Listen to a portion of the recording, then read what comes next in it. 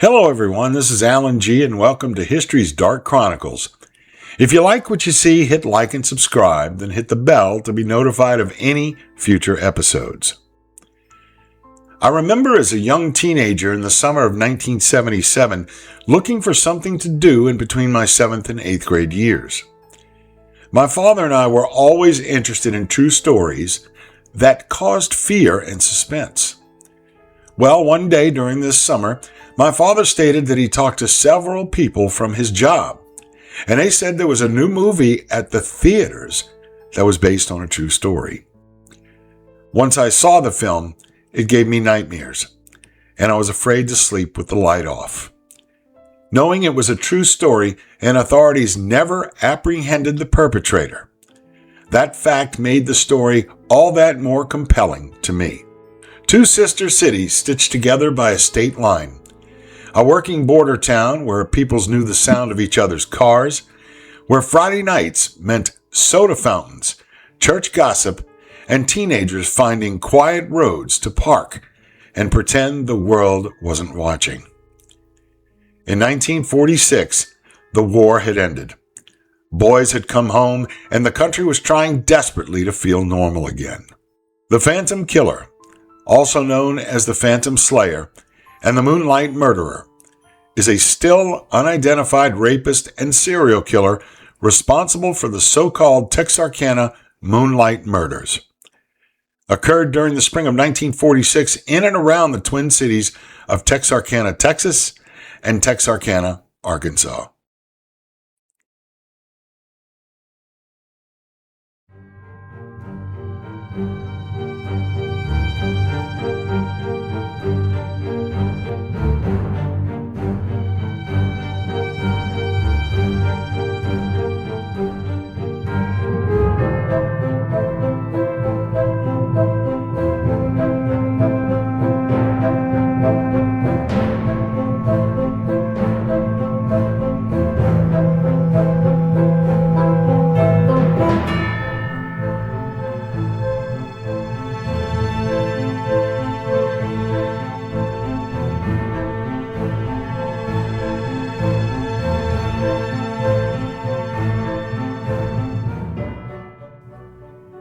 In 1946, 4 brutal crimes occurred in less than 3 months in Texarkana. 3 were violent attacks on young people parked on lovers' lanes on the Texas side of town. The 4th was the shooting of a middle-aged couple in their rural farmhouse on the Arkansas side. At the end of the spree, 3 people had been seriously wounded and 5 had been shot dead. The traumatized survivors gave the police little to go on.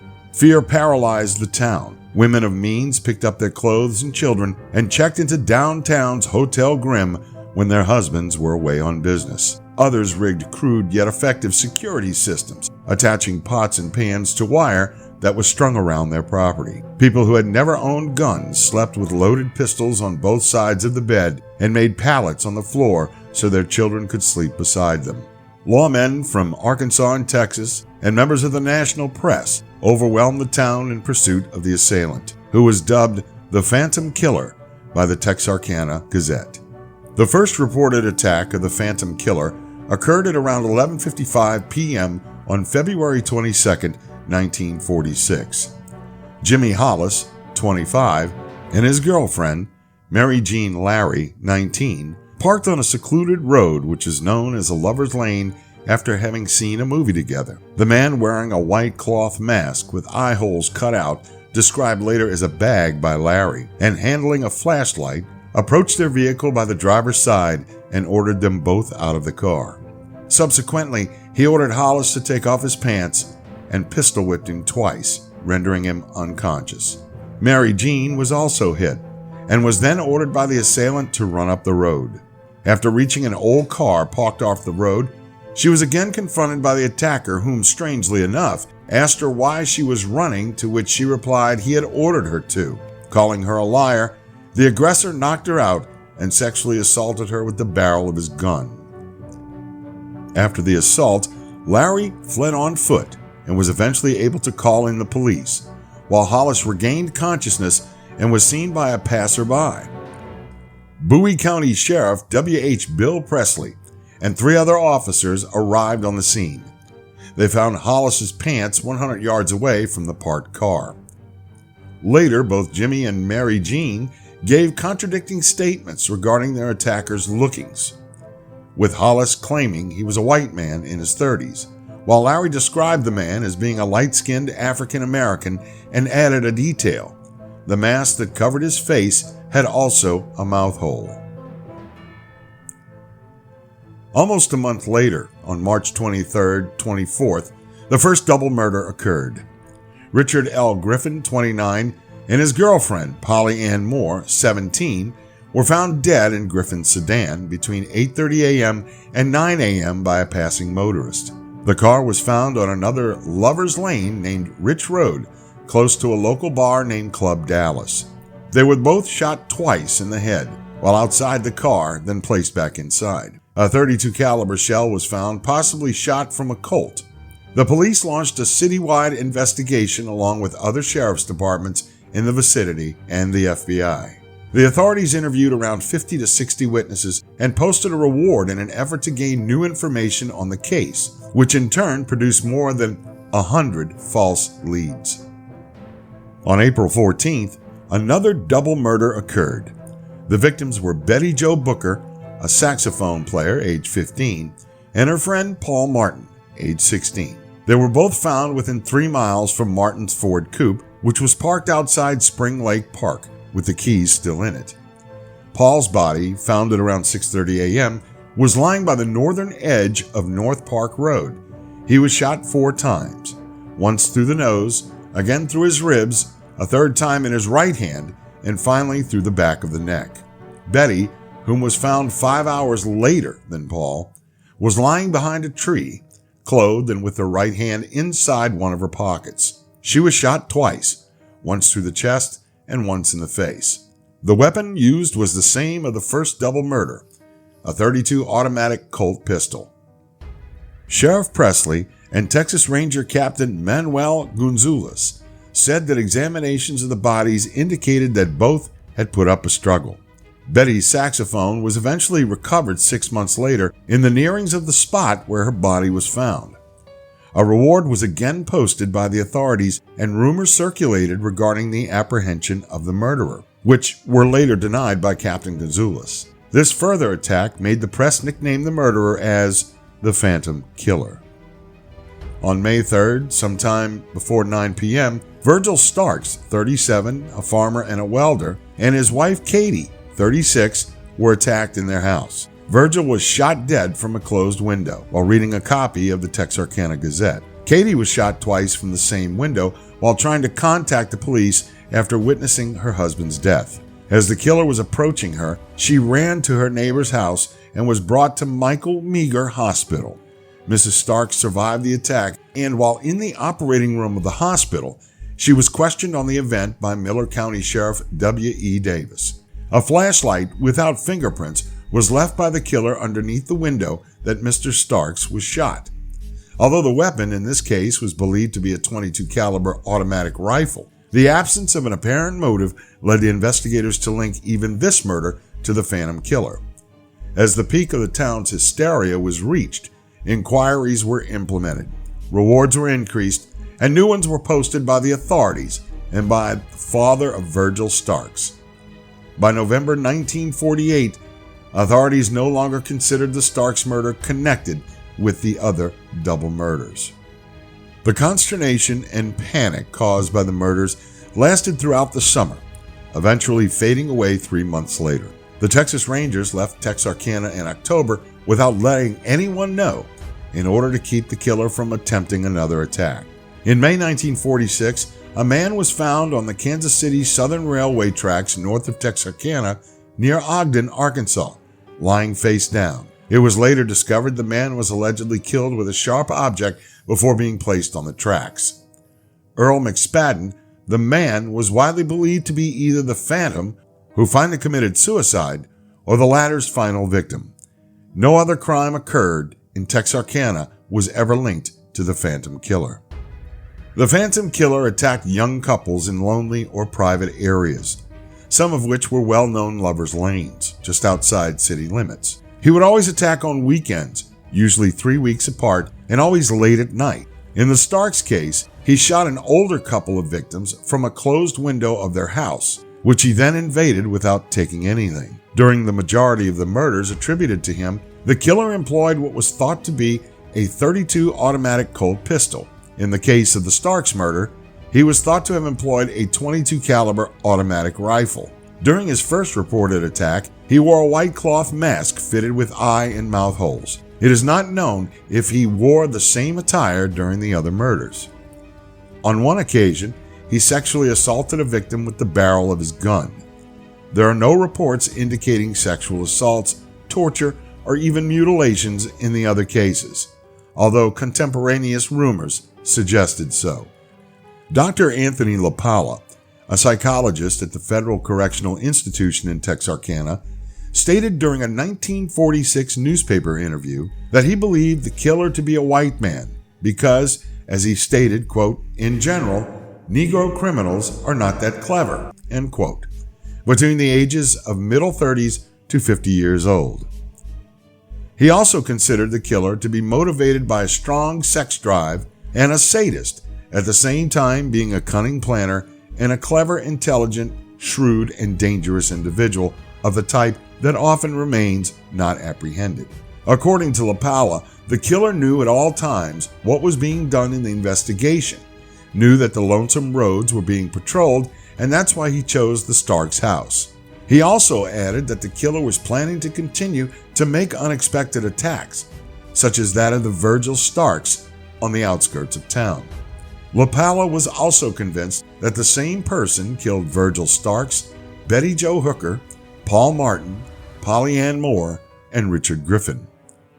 Pointing out that his theories were based on a number of people whom committed similar crimes, he also stated that such criminals, in some instances, will divert attention to other distant communities where it is believed the crimes are committed by a different individual or either manage to overcome the desire to kill and assault women.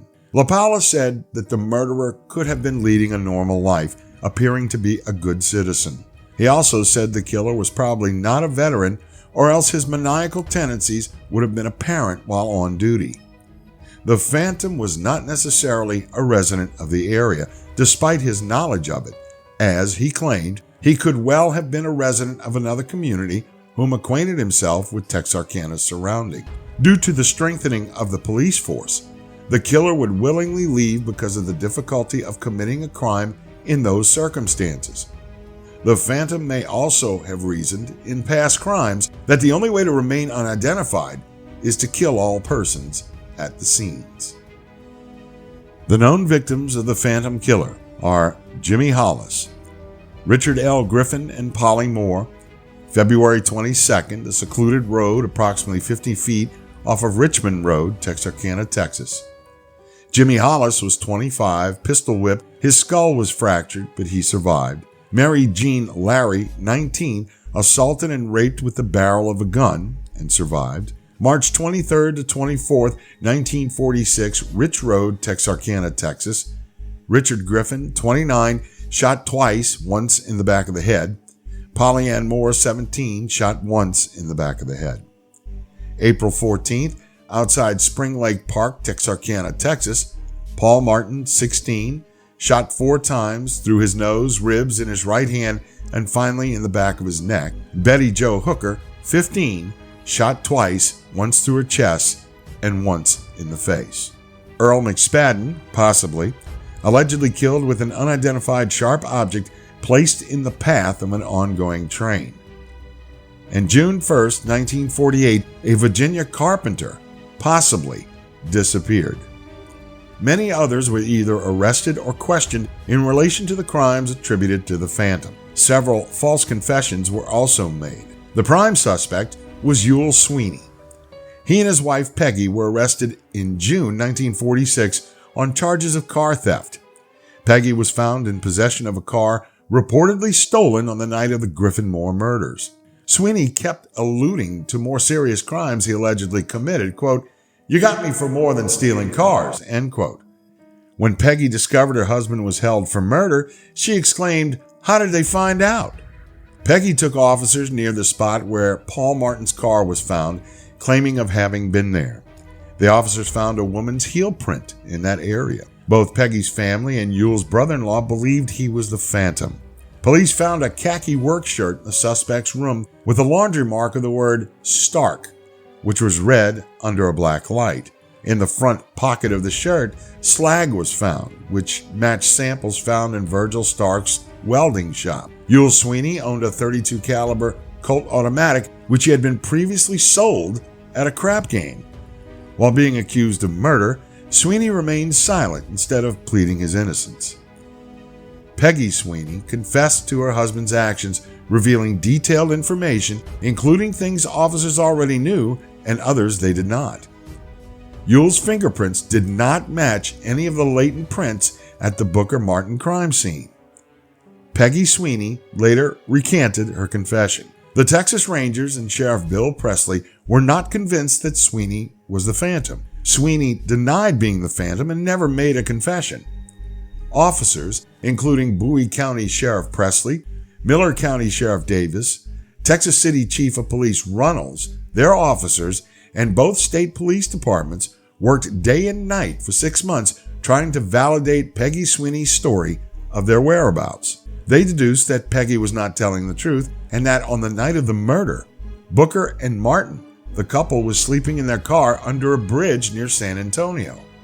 Unknown as either a sick prank or a true confession, an anonymous woman contacted family members of the victims, one in 1999 and another in 2000, apologizing what her father had done. Yule Sweeney was not known to have ever had a daughter.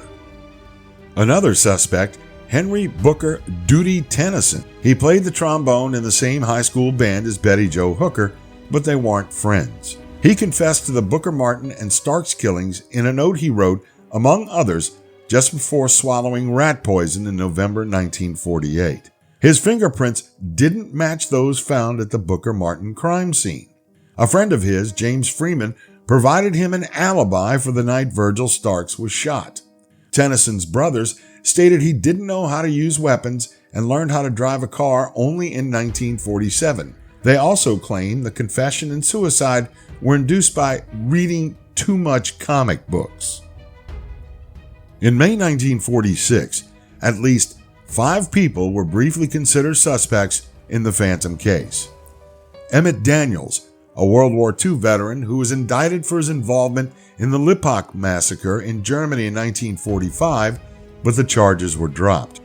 The massacre involved the killings of around 24 German POWs and the mass rape of about 20 women. Daniels was alleged to have raped 2 women and penetrated another one with the barrel of a gun, similarly to the Phantom. He also brutally beat to death 3 German soldiers and shot 2 more. Daniels was also alleged to have raped and strangled a woman to death in Germany during the final days of the Battle of Berlin. Another suspect was an escaped German prisoner of war, although never recaptured. Another one was a hitchhiker whom threatened to shoot a motorist in Kilgore, Texas, confessed to the killings, but Captain Gonzalez was skeptical regarding the reasonableness of his boasts. The same hitchhiker was linked to the case of a peeping Tom whom had scared a resident of Lufkin, Texas. However, it is impossible to determine if this was the same person. In Atoka County, Oklahoma, a man threatened a woman of killing and raping her, also boasting of having already killed 3 or 4 people.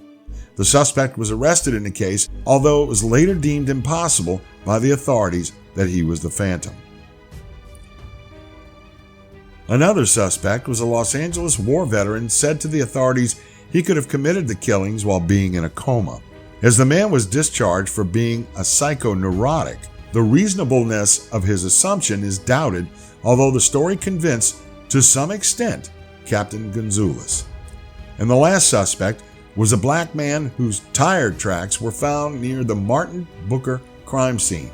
He was arrested. He failed a polygraph test, but was later cleared through the use of hypnosis.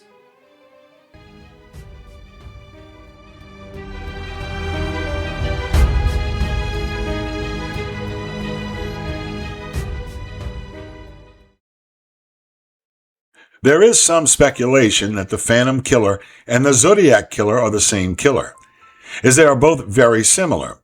Both were serial killers who were mixed classification, mainly killed by shooting, attacked couples in secluded places, mainly during nighttime, and on at least one occasion wore a mask. And they also killed a lone victim who was older than those whom characterized their classic MO. Again, as a young teenager watching this movie for the first time, I could not forget the horror and sheer terror at knowing what I watched was a true story. But it kind of added a little more interest to the true crime fixation that I held since watching Jack the Ripper, a documentary investigation, just some 3 years before. Which leads us to the present day. If you like what you saw, hit the bell, hit the like button, and, let us know we're appreciated. Until next time.